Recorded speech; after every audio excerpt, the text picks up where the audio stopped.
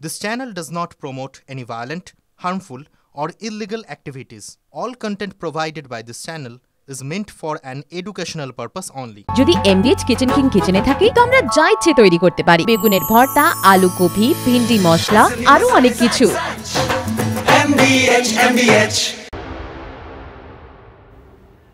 টিভি9 বাংলায় স্বাগত। হটস্পট নিয়ে আপনাদের সঙ্গে রয়েছে আমি শর্মিষ্ঠা রাজ।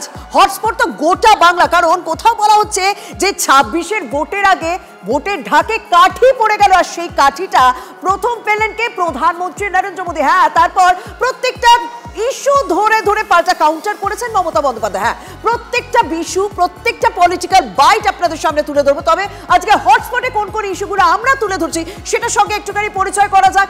আজকে হটস্পটে অবশ্যই প্রথমেই বললাম যে গোটা বাংলা, তার মানে গোটা বাংলার রাজনীতির অবস্থা। তো সবার প্রথমের ইস্যু, ভোট যুদ্ধের ঢাকে কাঠি বাজালেন একদিকে প্রধানমন্ত্রী নরেন্দ্র মোদী, অন্যদিকে রাজ্যের মুখ্যমন্ত্রী মমতা বন্দ্যোপাধ্যায়। কারণ 26-এ এই রাজ্যে শুরুর দিকে নির্বাচন রয়েছে। আজকে দ্বিতীয় ইস্যু অপারেশন নিম্নচাপ। আমার আপনার প্রত্যেকের ভীষণ জরুরি খবর, জানেন তো, কারণ নিম্নচাপ কোন কোন জেলায় কি কি প্রভাব ফেলতে চলেছে সেদিকে অবশ্যই আমাদের নজর থাকছে। তবে এবার সবার প্রথমে আজকে নরেন্দ্র মোদী তিনি এলেন আলিপুরদুয়ারে। আলিপুরদুয়ারে এসে যে সভা করলেন সেই সভার নাম কি ছিল? পরিবর্তন সংকল্প সভা।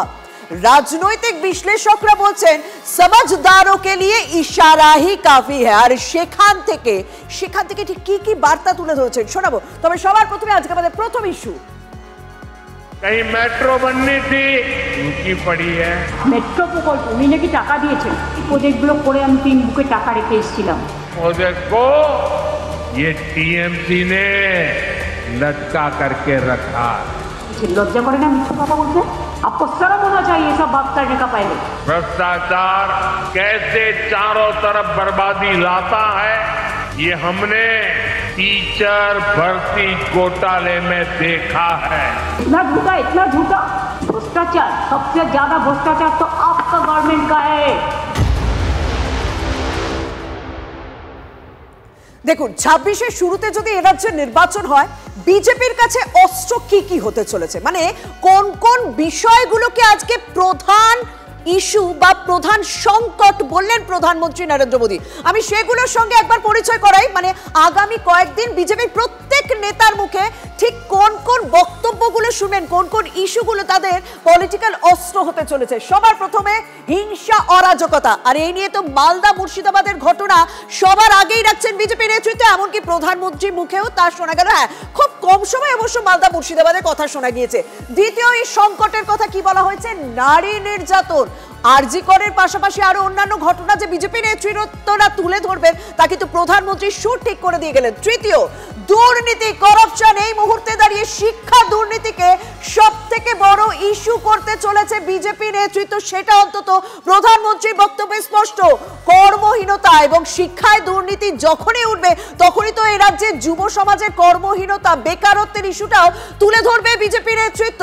তার পাশাপাশি গরিবের অধিকার হরণ, কেন্দ্রীয় বঞ্চনা। যখন রাজ্যের শাসক দলের পক্ষ থেকে অস্ত্র করা হচ্ছে, তখন কেন্দ্রীয় বঞ্চনা না করে কি কি প্রজেক্ট করছে কেন্দ্র এবং তা কিভাবে তৃণমূল সরকার এই রাজ্যে হতে দিচ্ছে না, সমস্ত বিষয়গুলোই কিন্তু মানে এক কথায় বলা যেতে পারে নির্বাচনের সুর বেঁধে দিলেন প্রধানমন্ত্রী নরেন্দ্র মোদী। আমি একবার বরং শুনিয়ে নি 5টি কোন সংকটের কথা কেন বলছেন প্রধানমন্ত্রী। पश्चिम बंगाल एक साथ कई संकटों से घिरा हुआ है। एक संकट समाज में फैली हिंसा और अराजकता का है। दूसरा संकट माताओं बहनों की असुरक्षा का है। तीसरा संकट नौजवानों में फैल रही घोर निराशा का है। चौथा संकट घनघोर करप्शन का है। और 5वां संकट गरीबों का हक छीनने वाली सत्ताधारी पार्टी की स्वार्थी राजनीति का है। জানেন তো এই সমস্ত সংকটের কথা বলে যখন প্রধানমন্ত্রী নরেন্দ্র মোদী তিনি তৃণমূল সরকারকে হারানোর ডাক দিয়েছেন, তখন কিন্তু ইস্যু ধরে ধরে প্রত্যেকটা বিষয় ধরে ধরে পাল্টা উত্তরও দিয়েছেন মমতা বন্দ্যোপাধ্যায়। হ্যাঁ, তার বক্তব্য শোনাবো, তবে বিজেপি কর্মীদের কোমর কষে মাঠে নামার পরামর্শ দিয়েছেন। সামনে বড় চ্যালেঞ্জ রয়েছে সেরকম কথা বলেছেন প্রধানমন্ত্রী, আর এই চ্যালেঞ্জের মন্ত্রটা তিনিই বেঁধে দিলেন। কোথাও গিয়ে বাংলার নির্বাচনের আগে স্লোগানটা তিনি ঠিক করে দিলেন, বাংলার চিৎকার লাগবে না নির্মম সরকার। একবার নরেন্দ্র মোদীর গলাতেই সামনের নির্বাচনকে লক্ষ্য রেখে বিজেপির কি স্লোগান হতে চলেছে শুনে নিন।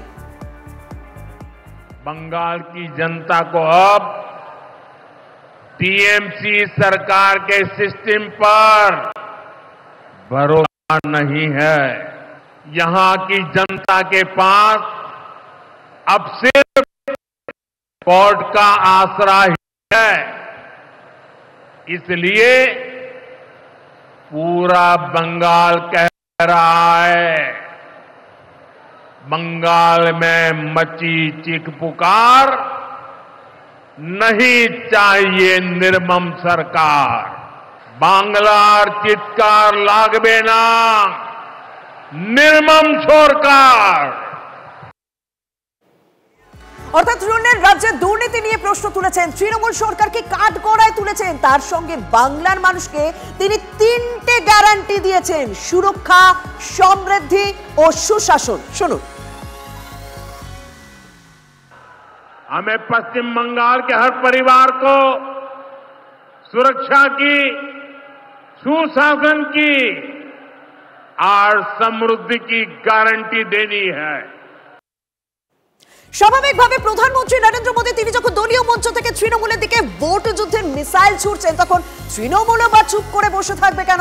প্রধানমন্ত্রী সবার ঠিক কিছুক্ষণ পর মুখ্যমন্ত্রী মমতা বন্দ্যোপাধ্যায় একেবারে ধরে ধরে কাউন্টার অ্যাটাক করলেন, প্রত্যেকটা ইস্যু ধরে ধরে কাউন্টার অ্যাটাক করলেন। এবার চোখ রাখবো আমরা একটুখানি যে মমতা বন্দ্যোপাধ্যায় ঠিক পাল্টা হিসেবে কোন কোন বিষয়গুলোকে ইস্যু করলো। জুমলা সরকার, যখন রাজ্যের শাসক দলকে বিজেপি বা প্রধানমন্ত্রী নরেন্দ্র মোদী দুর্নীতির সরকার বলছে, নির্মম সরকার বলছে, তখন পাল্টা রাজ্যের শাসক দল তৃণমূল কংগ্রেস বিজেপি সরকারকে জুমলা সরকার বলছে। কালি ভোট হোক, পাল্টা চ্যালেঞ্জ ছুড়ে দিচ্ছেন তৃণমূল নেত্রী মমতা বন্দ্যোপাধ্যায় যে কালি ভোট হোক। এত কথা যখন বলা হচ্ছে তৃণমূলের রেখেছে, তখন কালি ভোট হোক, রেজাল্টটা জানতে পেরে যাবে বিজেপি। আর কি আত্মসম্মানে আঘাত সহ্য নয়, এই ইস্যুগুলোই মূলত কিন্তু একেবারে হট টপিক করে তুলে ধরেছেন তৃণমূল নেত্রী মমতা বন্দ্যোপাধ্যায়। জুমলা সরকার কালি ভোট হোক, আত্মসম্মানে আঘাত সহ্য করবে না, বাংলা সরকারকে নির্মম বলে যখন কটাক্ষ করেছেন প্রধানমন্ত্রী নরেন্দ্র মোদী, তখন নবান্ন থেকে পাল্টা হুঙ্কার দিলেন। তিনি বললেন, নির্মম সরকার নয়, বাংলার সরকার মানবিক সরকার। শুনুন। মুর্শিদাবাদের মালদার ঘটনা তো বিজেপি করেছে, দাঙ্গা লাগানোর ওস্তাদ তো বিজেপি, এবং তার ডকুমেন্টেশন চাইলে উইথ এভিডেন্স আপনাদের কাছে আমি দিয়ে দেবো। বাংলা নির্মম না, বাংলা হচ্ছে মানবিক সরকার, আর মোদীর সরকার হচ্ছে একটা জুমলা সরকার। আলিপুরদুয়ারের একটা ছোট্ট মিটিং, তার জন্য কুচবিহারের লোক নিয়ে আসতে হতো না, জলপাইগুড়ির লোক নিয়ে আসতে হতো না। তার মানে বাংলার মানুষ, উত্তরবঙ্গের মানুষ বুঝিয়ে দিয়েছে ওনার প্রতি মানুষের কোনো বিশ্বাস নেই। দেখছেন তো আজকে কার্যত হটস্পট রীতিমতো হট হয়ে উঠেছে, রাজনৈতিক কথাবার্তায় হট হয়ে উঠেছে, এবং গরম আবহাওয়া বাইরে নয় ভেতরেও, রাজনীতির অন্দরেও। মমতা বন্দ্যোপাধ্যায় তিনি পাল্টা চ্যালেঞ্জ ছুড়েছেন, মানে প্রধানমন্ত্রী নরেন্দ্র মোদী যখন বিজেপি কর্মীদের কোমর কষে নামার বার্তা দিচ্ছে, তখন মমতা বন্দ্যোপাধ্যায় চ্যালেঞ্জ করে বলছেন কালি ভোট হোক, উত্তর হাতে নাতে পেয়ে যাবেন। This presence of him, his minister said, like Operation Sindoor, they will do the Bengal operation also. Operation of Bengal. I challenge them. If they have the guards, you go election for tomorrow. We are ready and Bengal is ready to accept your challenge. আর শুনেন, প্রধানমন্ত্রী নরেন্দ্র মোদী যখন বাংলার মানুষের জন্য তিনটি গ্যারান্টির কথা বলছেন, তখন মমতা বন্দ্যোপাধ্যায় পাল্টা প্রশ্ন তুলছেন, আচ্ছা বাংলার প্রাপ্য টাকাটা কোথায়, সেই টাকাটা নিয়ে এলেন না কেন? শুনুন। ইলেকশনের আগে আপনি আসেন বাংলার মানুষকে ভুল বোঝাতে, আর মিথ্যে কথা বলতে, আর কুৎসা লটাতে, আর অপপ্রচার করতে, আর চক্রান্ত করতে, আর ষড়যন্ত্র করতে। বাংলা 1,75,000 কোটি টাকা আপনার কাছে পায়, আগে দেবেন তারপর মুখ খুলবেন, লজ্জা করে না? আর আজ আকাশে যতই মেঘ থাকুক না কেন, রাজনীতির আজ কিন্তু গনগনে। দুই দলের দুই মুখের কথার লড়াইয়ে ভোটের ডঙ্কা রীতিমতো বেজে গেল। ক্যালেন্ডারের হিসেব বলছে আগামী বছর এই সময় ভোটের চরম হাওয়া উঠবে একেবারে। ভোট হবে একাধিক ইস্যু নিয়ে, তার মধ্যে অন্যতম যে শিক্ষকদের চাকরি দুর্নীতি ইস্যু হতে চলেছে, সেটা আমি আপনি প্রত্যেকেই জানি, যে কোনো সাধারণ মানুষ জানি। এদিনও তাই দুই নেতার মুখে দুর্নীতি প্রসঙ্গ এলো, চাকরিতে দুর্নীতি প্রসঙ্গ এলো, একে অপরকে নিশানা করতেও ভুললেন না কোন পক্ষ। শুনুন। भ्रष्टाचार कैसे चारों तरफ बर्बादी लाता है, ये हमने टीचर भर्ती घोटाले में देखा है। टीएमसी सरकार ने अपने शासनकाल में हजारों टीचर्स का फ्यूचर बर्बाद कर दिया। इतना झूठा, इतना झूठा भ्रष्टाचार, सबसे ज्यादा भ्रष्टाचार तो आपका गवर्नमेंट का है। बीजेपी राज को देखो, आज आप एसएससी का टीचर को बात करते हैं, कौन किया है? ये हम लोगों ने किया है ना कोर्ट केस में हुआ है। कोर्ट केस कौन किया है? सीपीएम और बीजेपी किया है। उनके परिवारों को तबाह कर दिया, उनके बच्चों को असहाय छोड़ दिया। हमारा पास तो मानविकता है, हम तो इसको कोशिश करते हैं, कोई ना कोई रास्ता तो हम निकालेंगे। कोर्ट का भी हम आदेश मानेंगे और साथ साथ में हमारा जो पॉलिसी है, स्कीम है, उसका मुताबिक हम करेंगे। ये सिर्फ कुछ हजार टीचर्स के भविष्य के साथ खिलवाड़ नहीं है, बल्कि पश्चिम बंगाल के पूरे एजुकेशन सिस्टम को बर्बाद किया जा रहा है। আমরা বলি না ঠাকুর ঘরে কে, আমি তো কলা খাইনি, छुपा रुस्तम। हद तो ये है कि ये लोग आज भी अपनी गलती मानने को तैयार नहीं है। অর্থাৎ নির্বাচনের অপারেশন শুরু হয়ে গিয়েছে, এবার খালি ময়দানে নামার অপেক্ষা, যেখানে দুই দলের দুই নেতৃত্ব কিন্তু ময়দানে নেমে পড়েছেন। কিন্তু আবহাওয়ার অপারেশন কবে থেকে শুরু হবে? আবহাওয়ার অপারেশন এখনো পর্যন্ত যা আপডেট পাওয়া যাচ্ছে যে আজ রাত থেকে আবহাওয়ার অপারেশন শুরু হতে চলেছে। কিন্তু আপনার জেলা কি সেই দুর্যোগের তালিকায় থাকবে? জানাবো এর পরবর্তী ইস্যু আবহাওয়া। সঙ্গে প্রবল বৃষ্টিপাতের আশঙ্কা রয়েছে। ঘর বাড়ি সব তো ভেঙে গেছিল, আগের বাড়ি এ বাড়ি তো আবার চলে যাচ্ছে।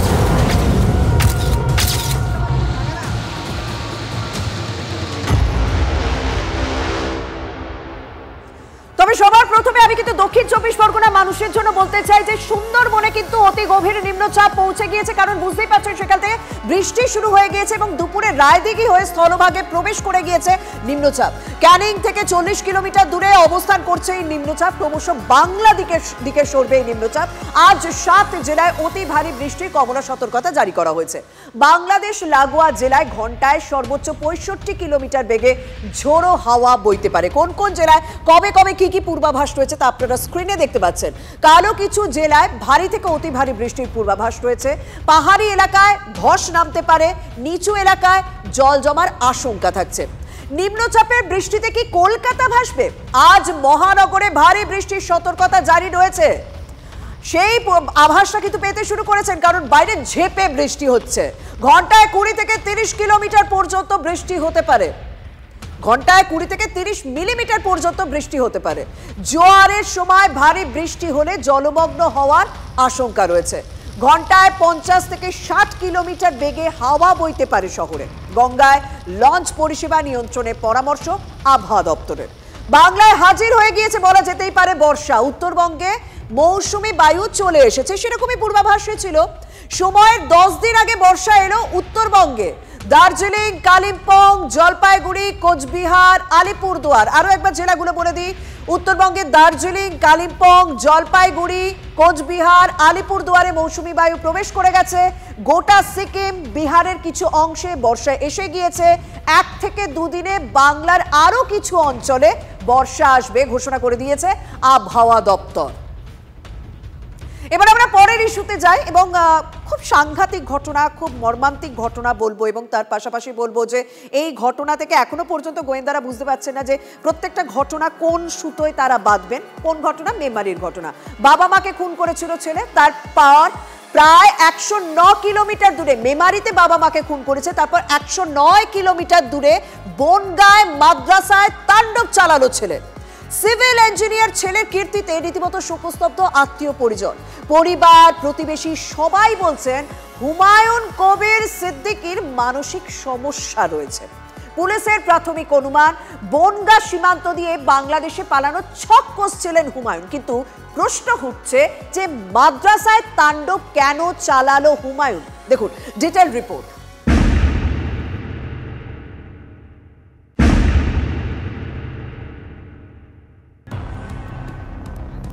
বুধবার সকালে মেমারিতে প্রৌঢ় দম্পতির দেহ উদ্ধারে শোরগোল পড়ে যায়।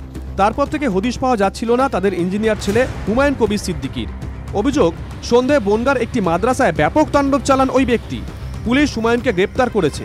পরিবার সূত্রে জানা গেছে, যাদবপুর বিশ্ববিদ্যালয় থেকে বিটেক পাশ করে দিল্লিতে কাজ করতেন সিভিল ইঞ্জিনিয়ার হুমায়ুন।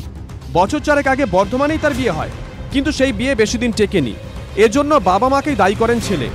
পরিবারের দাবি, তারপর থেকে মানসিক সমস্যায় ভুগতে শুরু করেন হুমায়ুন। ডিভোর্সের পর দিল্লিতে ফিরে যান, সেখান থেকে আচমকাই নিখোঁজ হয়ে যান। বেশ কিছুদিন পর উত্তরাখণ্ডে তার খোঁজ মেলে। এরপর মেমারির বাড়িতে ফিরিয়ে আনা হয় হুমায়ুনকে। পরিবার সূত্রে খবর, তার মানসিক রোগের চিকিৎসা চলছে। মাথা ঠিক ছিল। হ্যাঁ, ওই সে বিয়ে হয়েছিল ওর। কত বছর আগে বিয়ে হয়েছিল? 5-6 বছর হবে। ওই 6 মাস মতন ওরাই ছিল। তখন কি চাকরি করতে? তখন একটু মেন্টাল প্রবলেম হয়ে গেছে। মেন্টাল ডিপ্রেশনই হতে পারে। বিয়ে ভেঙে যাওয়া প্রায় 2 বছর হয়ে গেল। সেটা থেকে মেন্টাল ইয়েতে ভিতরে ভুগছিল। এটা বাইরের লোক হয়তো বুঝতে পারেনি, না বুঝতে পেরেও কিছু করেনি। সারাদিন ঘরেই থাকতেন হুমায়ুন, কারো সঙ্গে তেমন মেলামেশা করতেন না। চিকিৎসার জন্য তাকে নার্সিংহোমে ভর্তি করার কথা চলছিল, আর তাতেই বেঁকে বসেন ছেলে। তার জন্য কি এই হামলা? সন্ধ্যেবেলায় যেদিন ঘটেছে সেই দিন সন্ধ্যে মগরিবে, যেটা আমাদের 8টা 7:30 সময় 8টার সময় নামাজ হয়, তাতে বাপ বেটা দুজনে গিয়েছিল। অন্য জায়গায় যারা নামাজি তারা বলছে যে ছুরি ছিল। ওর বাড়িতে ওরা কারোর সাথে খোলামেলা আলোচনা করতো না। কোনো যদি কিছু হয়েও থাকে যে আমার ছেলে এরকম প্রবলেম বা কিছু, যে আমাদের সাথে আলোচনা করা, বা আরও যারা আত্মীয় স্বজন, এখানে তো সবাই আছে, অনেক আত্মীয় স্বজন আছে।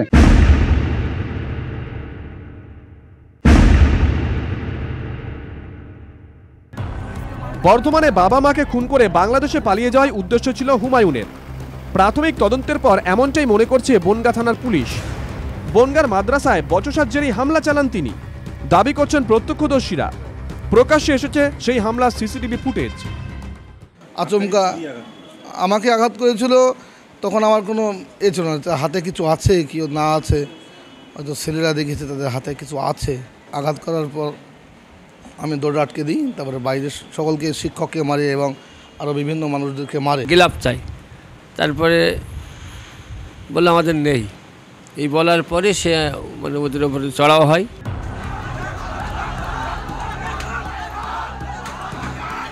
বুধবার মাদ্রাসা থেকে হুমায়ুনকে পুলিশ গ্রেপ্তার করে থানায় নিয়ে এলে একদল উত্তেজিত জনতা থানায় চড়াও হন বলে অভিযোগ।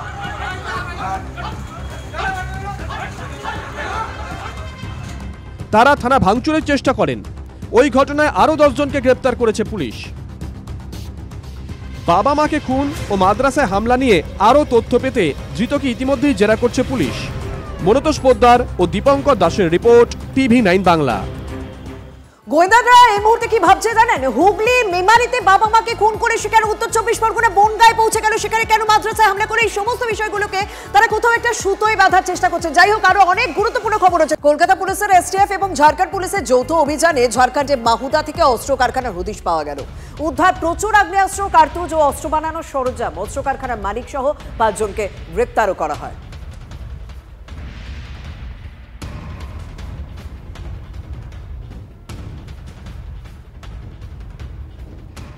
হটস্পট আজ এখানে শেষ করছে। আর অন্যান্য খবরের জন্য নজর রাখুন TV9 বাংলায়, সঙ্গে থাকুন।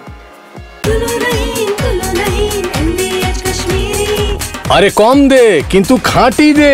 MDH কাশ্মীরি লাল লঙ্কার গুঁড়ো। MDH